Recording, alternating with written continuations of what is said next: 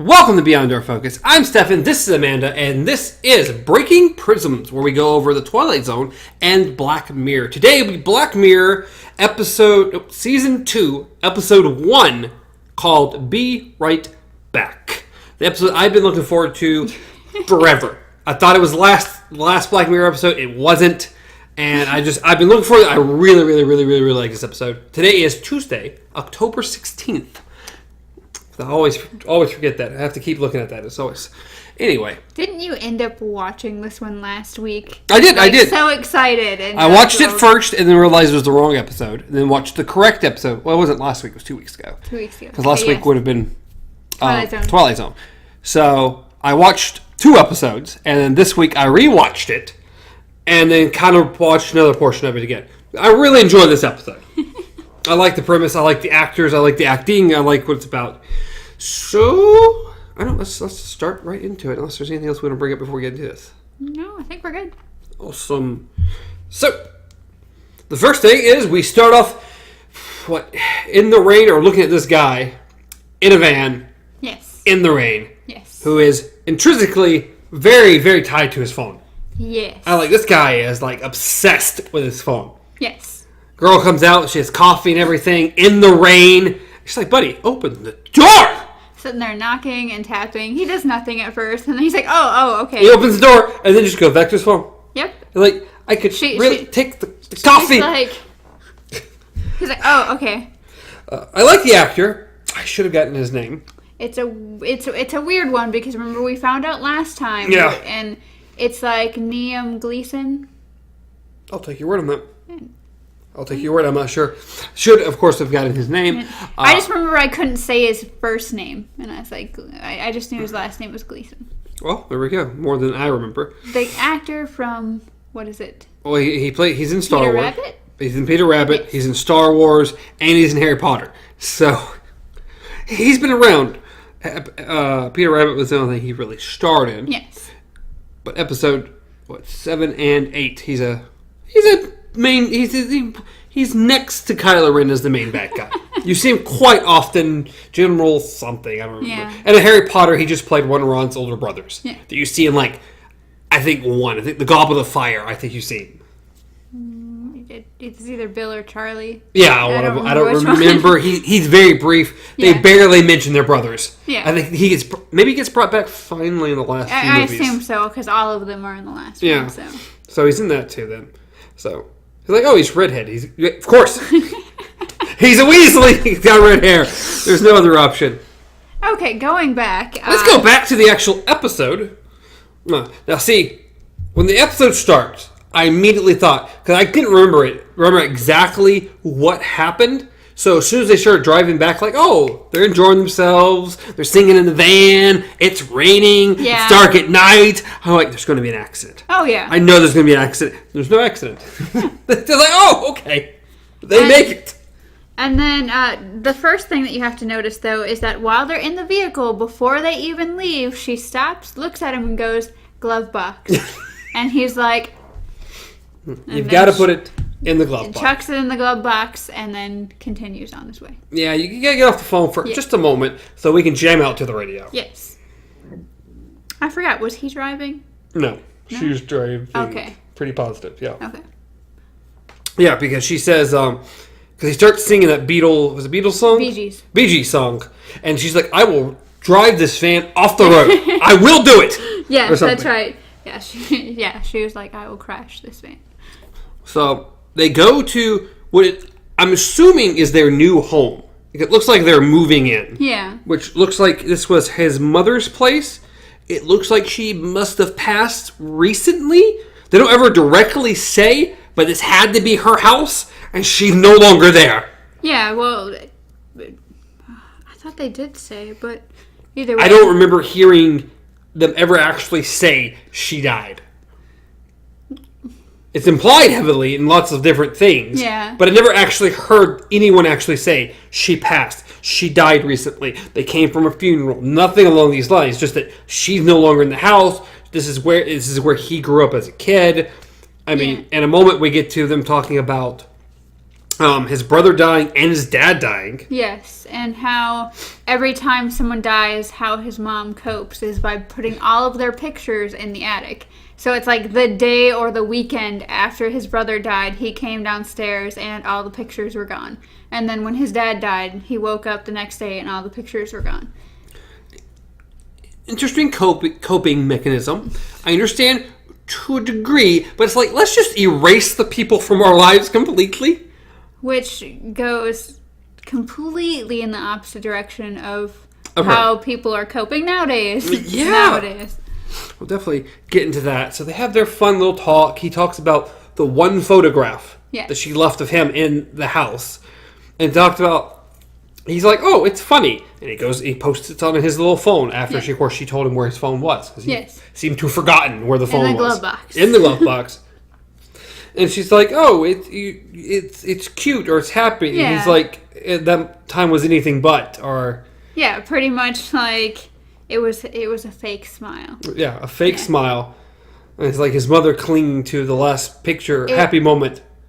I think she did. That was the moment where it pretty much passed. Pretty much said that she passed. Because she said, she said at least she left with, like a smile pretty much. And he's like, but it's a fake smile and she'll never know that. Yeah, they never, even if it's very, very, still indirectly said. Yes. But I mean, it's heavily implied a lot through the episode that this has happened. And they must have inherited the house. So they're moving into this place. Yes. So pretty much they're setting up everything. And you get to them, what? One of the next things, they wake up in the morning. Yeah. So we leave that evening and go. Well, we don't necessarily leave that evening. They do the deed at night, and then we wake up in the morning. Yes.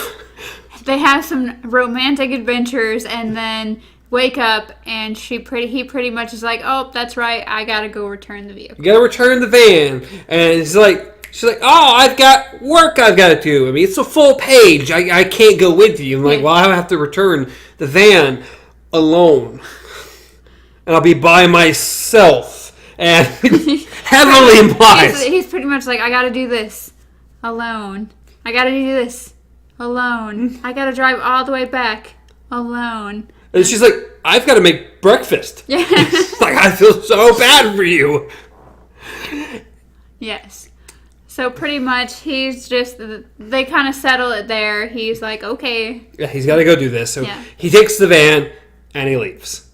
But he hops in his vehicle and the first thing he does is on his phone. Yep. Got to be on that phone. I understand. And so he leaves. We go to her and we go to her doing her job. Yes. Which apparently she is some type of artist or an illustrator. Almost. Illustrator, artist for some magazine or something along these lines. I don't care. I want her desk. The desk is amazing. This is very obviously in the future. Well, I mean, it has to be in the future. We're definitely in the future to some degree. But this desk is just about, I don't know, yay wide. It comes down. It curves at the bottom. And it's pretty much just a screen that you draw on. And she was able to draw. She was able to move things. And then when she got done, there's like a little flip open thing on the side. She just put her pen in like it was just a regular pencil. And then just... It was very, very cool. Yes, I would love that. And yes, that's my favorite part. We can just end it here. End it right there. Cool desk. End of episode. Yes. We're done. Oh, I didn't think about that. There's no way. Oh, nothing important. It's just I actually don't have a timer anymore, so I have no idea how long we've been going. I didn't think about that at all. There's nothing stopping us. We go as long as we want. Okay, well, besides that. Yes, besides that. So, she's doing this, and then she kind of starts noticing how late it's getting. It's getting late. He's been gone for a while. Yes. So she tries calling him. No answer. She calls the moving place, of which they inform her the van has not been returned. So, and she finally calls her sister, I believe. Yeah. And she's like, oh, don't worry. Probably has no signal, blah, blah, blah. And then you see flashing lights through the window. And it's pretty much just like, no, just... She hangs up on her sister. Yeah. I don't even think she hangs up. I literally think she just sets her phone down on the table and walks to the door. And as soon as she opens the door, sees the officer, she slams the door in their face. Yeah, I mean, at that point... Yeah. You know. You know. You know, and it's just... But this is what the whole episode is about. We finally started to get to what the actual episode is about. That was just the intro. That is the intro, him dying. What's going on with their life. They seem fairly happy. They moved in this new place. And he dies. Yes. We get to... the next scene is the funeral. The funeral.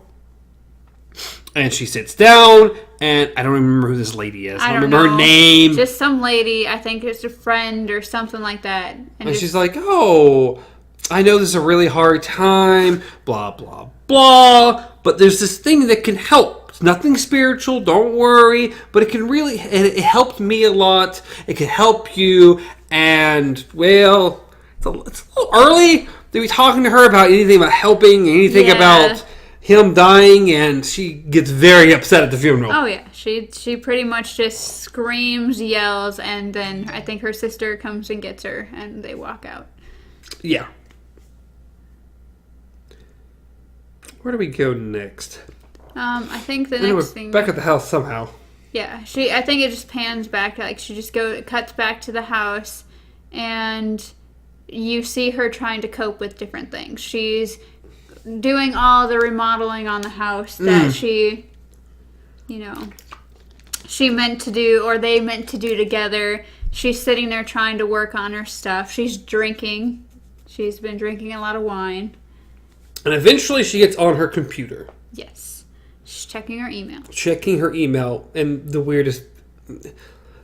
I still don't like... I don't like the whole... like, I'm like, okay, this is exaggerated. This is too much.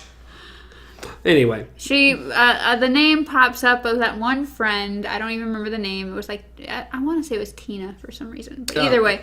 And it just says, I signed you up. Yep.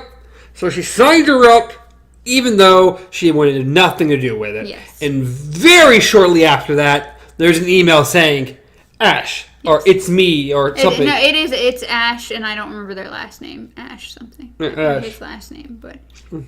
It's really me, or something along those lines. Is a little header there. And... Immediately. She deletes it immediately, and she calls that woman in the middle of the night. I would. She is furious at her.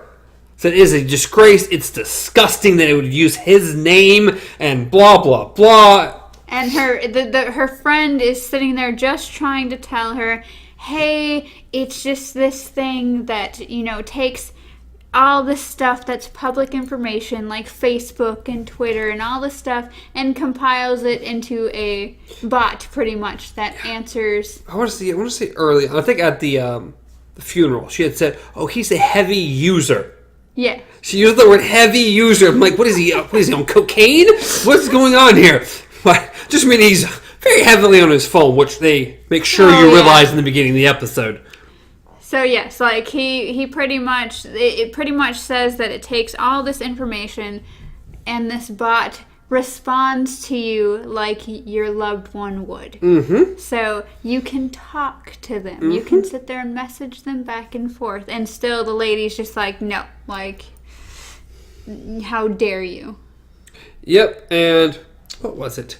I think earlier, when we saw her remodeling a house, she all of a sudden had to throw up in the bathroom. Ah, yes. And then, very shortly after this little incident, the next day, we see her doing her little thing. And immediately, she has to run to the bathroom and throw up. Which is like, oh, well, we know where this is going. Yes. It's pretty obvious. Takes the little test out, and there's a little dancing baby on it. Yes, exactly. like, well, you definitely know. Yeah, I mean, she's waiting, and it's like, do. Yeah. There's no plus, minus, anything. No, it's just flat out baby dancing. Yeah, you're definitely pregnant. So immediately, she wants to talk to someone. So she calls her sister. Yes. Who doesn't answer the phone. Nope. Of course. So she leaves a message and decides, I need to talk to someone about Yes. this. So she goes to her computer, she looks through the email, she doesn't see it, so she has to go into her deleted folder. Yeah, the and trash. pull it out, and then try this out. Yes, so pretty much just clicks on it, and it just says, or click to speak, or click to talk. So she clicks on it, and it opens up this new screen where immediately a picture of him shows up, and it just says Ash, and it says, hi, or whatever something he would say. Mm-hmm. And so the conversation begins. Yes. Well, very briefly before she goes into, I'm pregnant. Yes. And it's like, wow. Yeah. Wow. It pretty much just said, wow. And then one of the saddest things that I'm sure that she heard, you could hear in that moment is, does that mean I'm going to be a dad? Mm-hmm. And then the next one is, I wish I could be there with you. And it's just like... So they start chit-chatting in text. Yes. And it kind of pans away. I'm trying to figure out my little notes. Yeah, because at some point she continues to talk to him through text.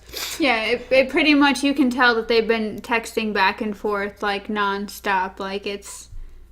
And at some point it gets brought up that this could be better. Well, she's sitting on her bed, and at one point in time, she's like, I wish I could speak to you. And he's like... You can't. Yeah. He's like, isn't that what we're doing? And she's like, no, like, really speak to you. And then that's when he brings up the whole... You can't. You have to upload whatever. Well, that was one of the things that the lady had mentioned to her, was that the service first pulls everything public, but if you give it access to his private things he didn't share on social media, then it could gain more information and be a better person. She definitely does that. Yes. She shares all kinds of stuff, Yes. including lots of voice things. That's where we're going with this. Yes. And she's able to talk to him. Yes. He says, okay, I'll call you when I'm ready. And then the phone rings. Ba-ring, ba-ring. And sure enough, it's him. And I think the first thing he says is like pretty much like, do I sound okay? And then...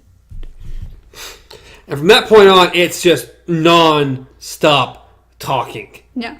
Yep. She takes him on long walks with her. She's pretty much gotten to the point where her sister tries to call her, and she's like, ignore. Ignore. It's not important. I'm talking to him. He's gone, and she's loving this service. Yes. She's really enjoying him. Like I said, they go on a long walk, and they go on the mountain, and they talks about the Grand Canyon and the area they're at.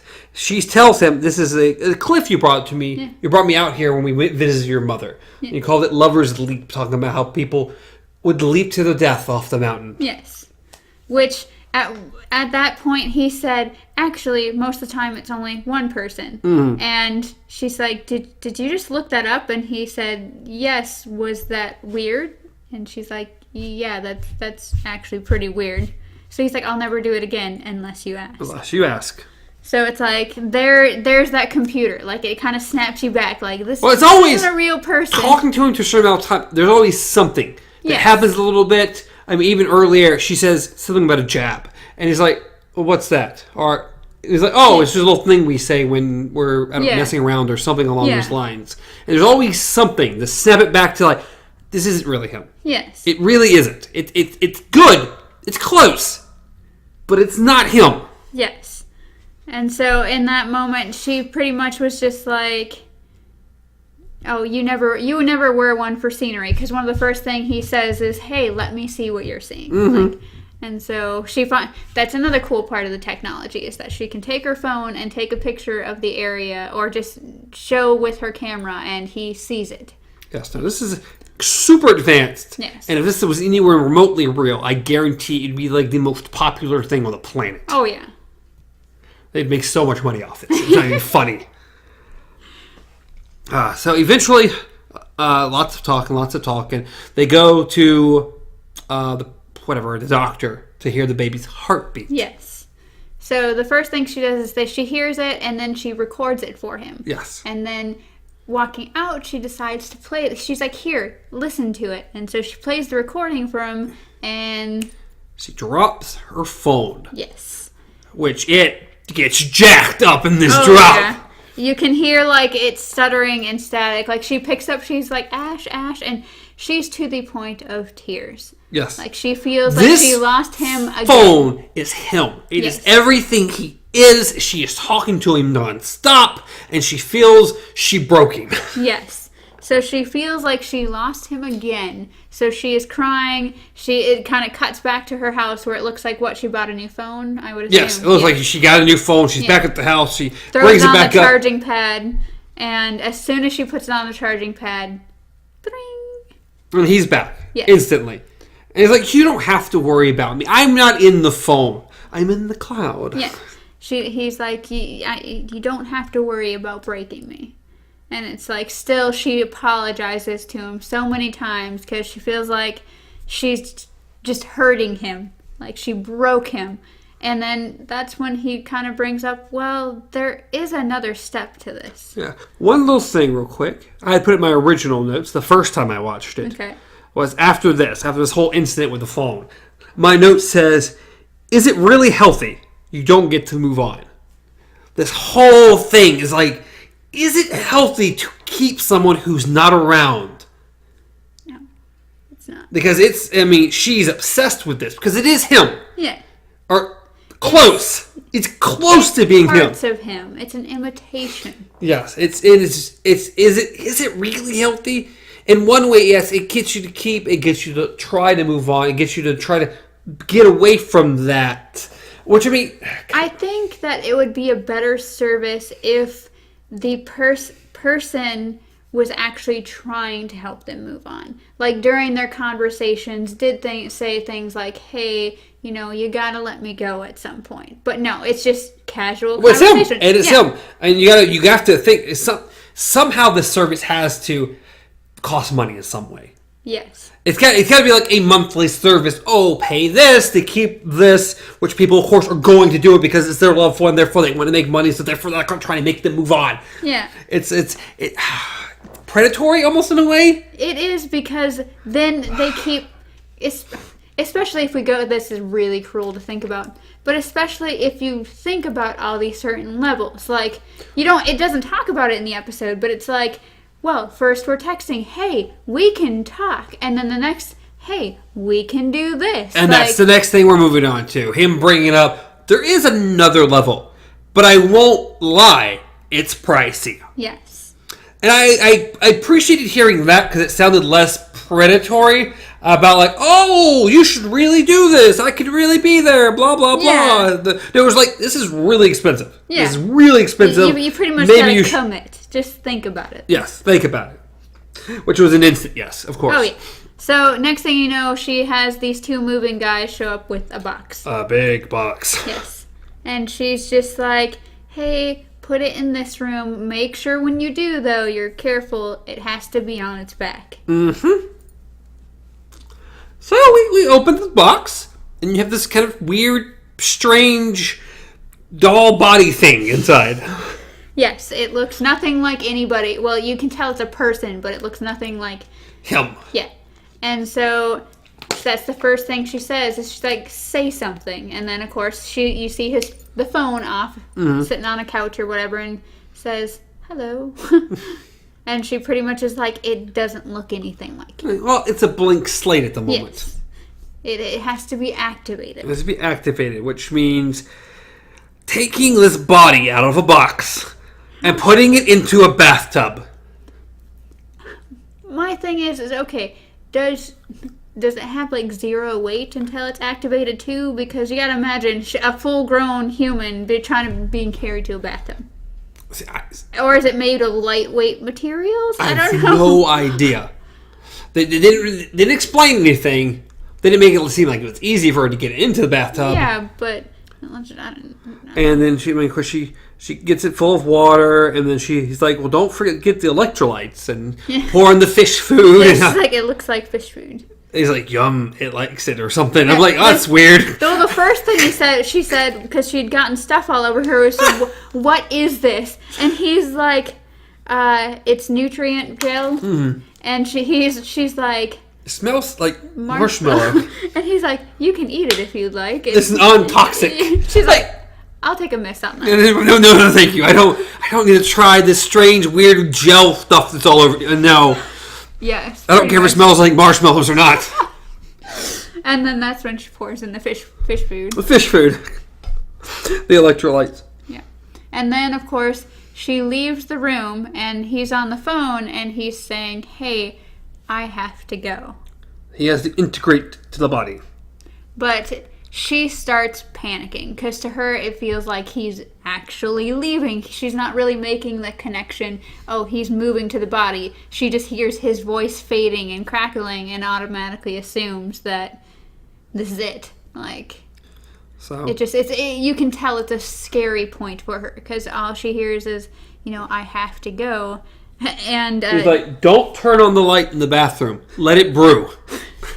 Okay? It's sea monkeys. So she waits down for a while and eventually hears somebody getting out of the tub. Yeah. And then down comes naked him. Because he's like, you could have left me some clothes. And she's just awestruck. Like, she can't say anything. Yeah. Can't say jack squat, not saying anything. And he's like, you see, this is indecent. And she doesn't say anything. She's like, can I at least get a towel? I'm dripping all over the place. And she doesn't say anything. Yeah. And eventually it cuts and he's got some clothes on. Yeah. Sitting on the couch. And she's on the other side of the couch. Yeah. He's just like, I don't bite. Yeah, and she's not ready for that. She's like, I'm all right over here. Yeah. See, that is one of the key points of this episode that I did like. Because we talked about it the first episode we ever did of... First or second episode of Twilight Zone that we did. It was the second episode.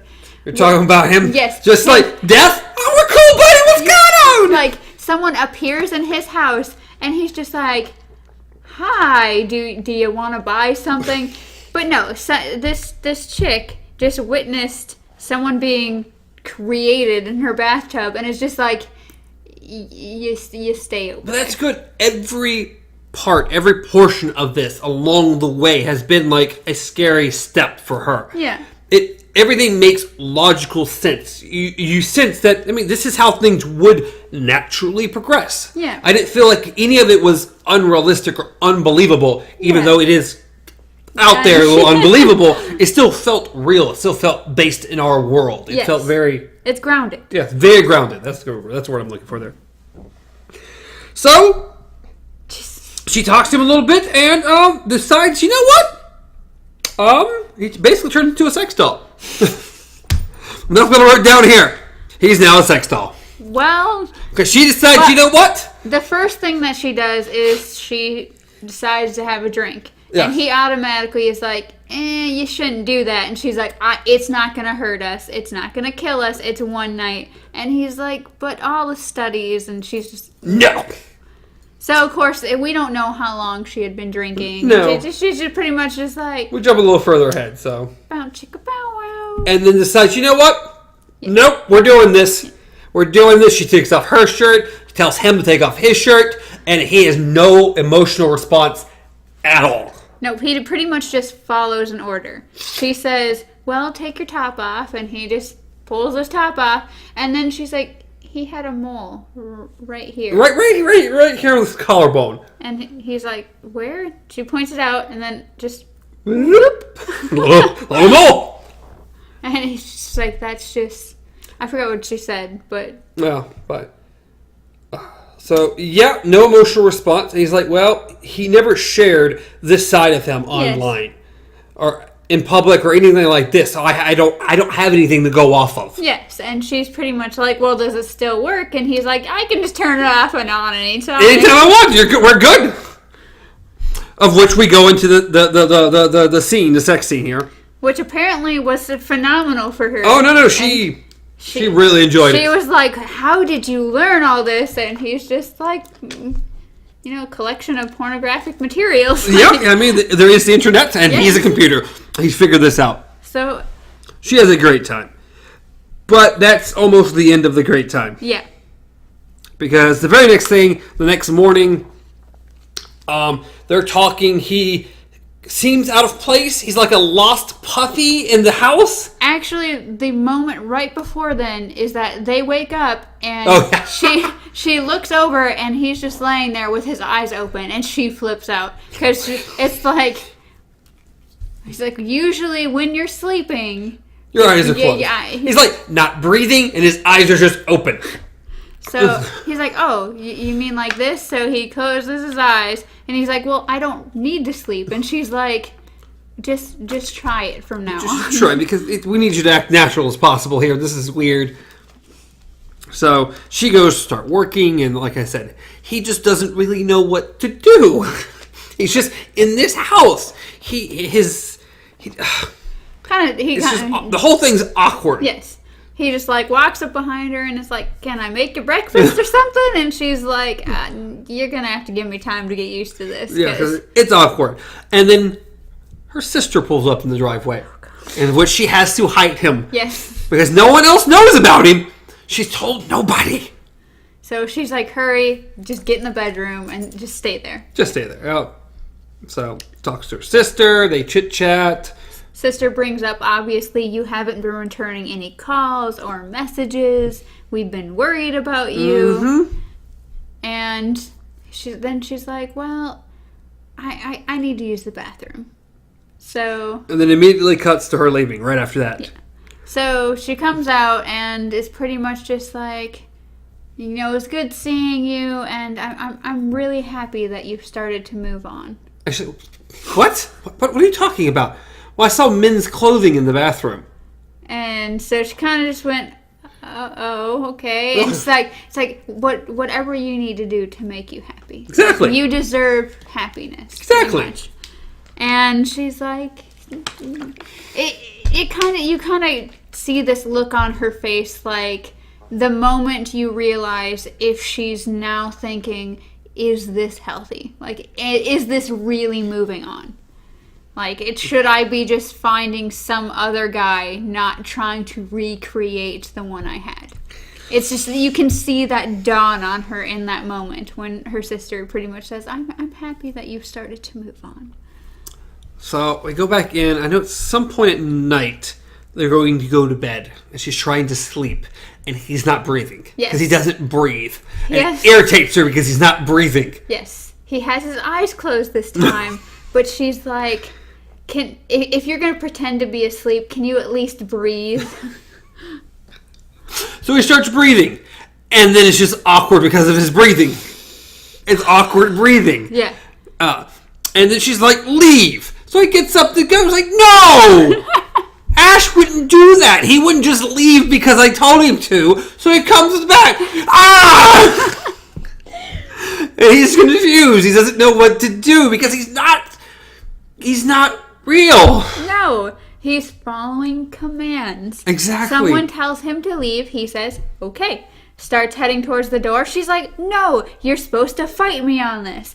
Ash would have fought me on this. He wouldn't have just left. And then he's like, okay. And just almost climbs back and she's, what are you doing? Like, eventually she yells at him to leave again. She goes out in the hallway with him. She's yelling at him, saying he's not really Ash. This ain't really it. And she starts hitting him. And then she tells him to hit her. And he's like, Did I ever hit you? And she's like, no, but you might have. If I'd done this, you might have. She's just so mad. Yes. That he's not, he isn't Ash. He's not really him. Yes. And it's getting to her. Yes, like you were only fragments of him. Yes, which we get to a little more in that. And pretty much she says, get out of my house. Exactly. And so he walks down the stairs, and we cut to the next morning. Pretty much where she's waking up. Walking, and then just wakes up, looks out the window, and he's just standing next to the fence, staring out. She opens the window. What are you doing? Well, I can't go further than like 25 yards from my activation point. And then she's pretty, what is your activation point? And I love that line, because he's like, not to sound like a smartass, but the place I've been activated at, the bathtub. Oh. unless my administrator is with me. Exactly. And then she's like, don't call me that. And he's like, well, I think that's kind of sexy. So it's like you can tell that it's still trying to get his mannerisms, trying to do his humor that he always does, but it's just not clicking with her anymore. No, she knows it's not him. And it's finally getting to the point she's really trying to get... She's getting over having him. Yes. And one of the next things is that they end up getting in the vehicle, or she tells them to get in the vehicle, and they drive off. And they start going through the woods and end up on Lover's Leap. Yes.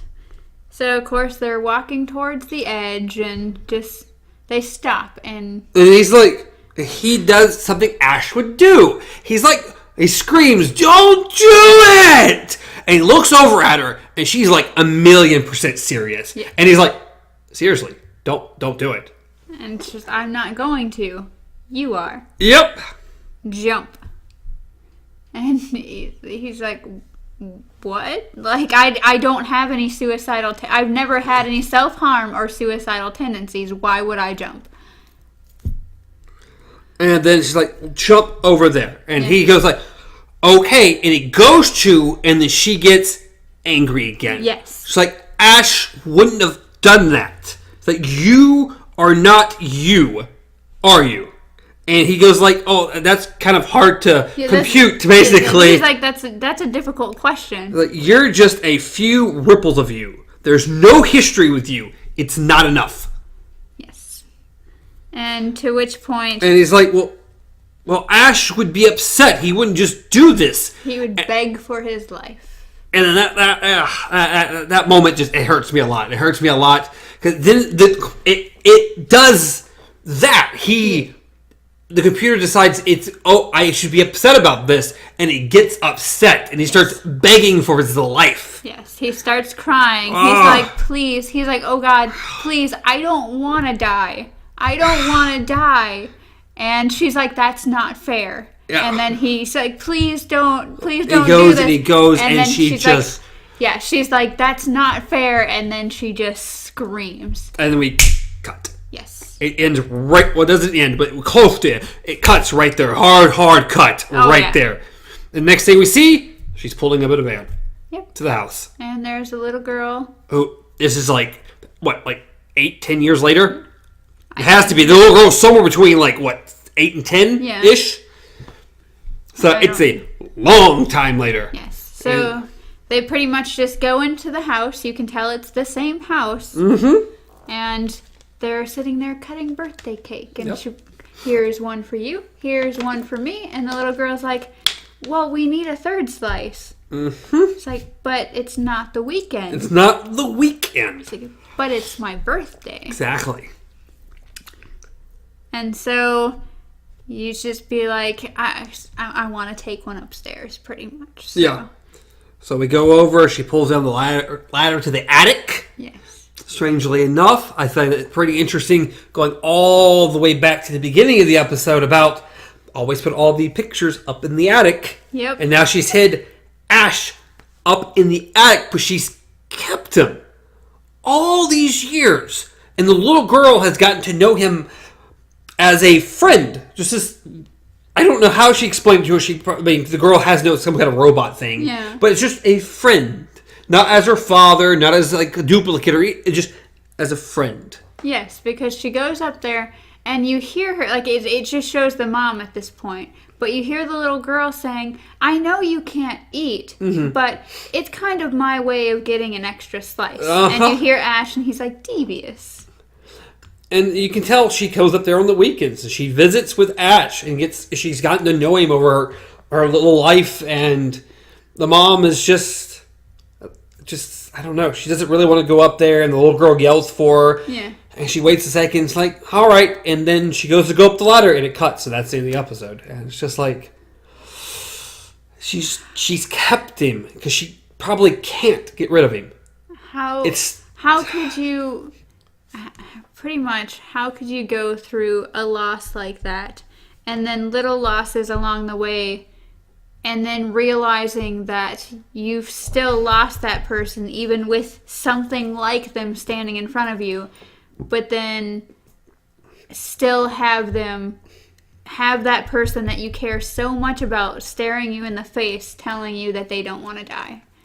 And there's no way you can just be like, I'm shutting you down. Like, yeah, how do you kill it at that point? Yeah, like, how do you go from this person I love has died to they are standing in front of me and I have to kill them if I want them to go away? And in a weird way, it's an interesting way to get the daughter to know her father. Yes. The closest thing she could probably ever get to actually knowing what he was like. Yeah. It's not him, but in a weird way, it kind of is. And so they have weekend visitation. Yeah, essentially. He's up in the... It's weird. Except birthday. Birthdays are special. Yes. But yeah. It was a very good episode, but it was just very... It was intense. Like, it's a lot to think about. It really, really is. But I really liked the episode. It was a very, very good episode. Just the acting, everything. Like, there's pretty much nothing about the episode that I thought was just off. No, I thoroughly, thoroughly enjoyed it. And after rewatching it again, it just reconfirms it's one of my favorite episodes of the series. Maybe not my favorite. Once we rewatch them, I can pick my favorite. I'll have to go through a little bit and see what's going on with that.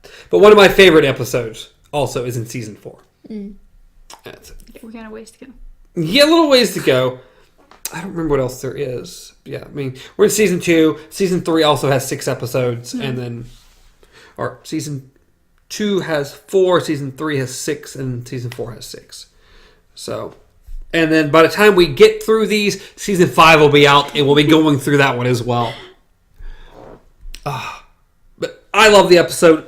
I agree. One of my favorite episodes. Like you said, the acting's fantastic. The story I thought was really good. It's very emotional. It's really dealing with loss. The whole episode's about dealing.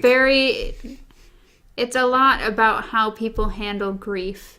And how, who knows, possibly in the far future, how people could be handling grief. Like, I mean, they already do have, like, computer bots that you can talk to. Like, they have some for, like, like, what is it? Like counselors. They have counseling bots where you just go in and you sit there and talk to them and they come up with responses based on your... Yeah, but unfortunately our bots are nowhere near clever enough at the moment to do anything remotely close to this level. So, cool episode though. Again, I really, really enjoyed this episode. I hope y'all enjoyed this episode. I think we've drug on for a long time. I don't know how long because we didn't have a timer. So it looks like somewhere between 40 and 50 minutes. I can't quite tell. We'll figure it out in a minute. Which is about what you... Yeah, normally we're about 45. We're about the length of the episode. Yeah. Well, I mean, I know that you, before we even started, you were like, well, this episode's probably going to be a little bit longer than normal. Yeah, because it's an episode I really, really enjoy. And there's going to be some other really interesting episodes, some super dark episodes, but not in this. No, I don't think in this season. There's some other fun ones in this season, but I think it's season 3 or 4. There's another super dark episode that reminded me kind of the first episode. Oh, that's nice. Yeah, it's a dark episode. It's really dark, but yeah, I don't know. But well, let's move on to the ending. Let's move on. You can reach me at BJJ Gamer. Reach Amanda at KZ Pup. Reach the show at Beyond Our Focus on Twitter, Facebook, and Instagram. We'll keep trying to post more, maybe some different stuff on Instagram. I know it's kind of stagnant. We'll try to do something different. And throw a like, throw a dislike if you didn't like it. Maybe we drug on a little too much. This one was very, very play-by-play on this episode. This week you'll definitely be seeing some new setups. We've kind of relocated again. We moved around again, so everything's going to look a little different this week. Hopefully you guys will like the new setup. Yes, I think it's all going to be better. For the better, all around. Throw some comments down below. I think that's it. I don't know. Anything else that I haven't said? Have fun. Have fun. Sure, have fun watching these episodes. Oh, God, not this one. Probably not this one. That's a good episode. Enjoy the episode. I feel like I'm forgetting something, but I don't know. I really feel like I'm forgetting something, but they can find us on podcasts. I think you went over that. No, I didn't. Oh, okay. You can find us on podcast services as well. We're on quite a few. But enjoy, have fun. Hope you enjoyed the episode. We enjoyed it. So, until next time, long days and pleasant nights.